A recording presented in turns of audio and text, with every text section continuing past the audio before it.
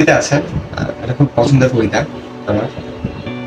কবিতাটা যদিও শিশুতোষ, তারপরে আমার মনে হয় যে এই কবিতা আসলে সব বয়সী আমার পছন্দের থাকবে।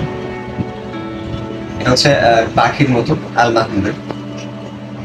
আম্মা বলেন পরের সোনা, আব্বা বলেন মন দে, পাঠে আমার মন বসে না, কাঁঠাল চাপার বলে। আমার কেবল ইচ্ছে জাগে নদীর কাছে থাকতে, বকুল ডালে লুকিয়ে থেকে পাখির মতো ডাকতে।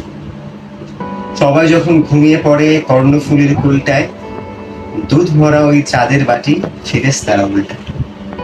তখন কেবল ভাবতে থাকি, কেমন করে উড়ব, কেমন করে শহর ছেড়ে সবুজ গায়ে ঘুরব।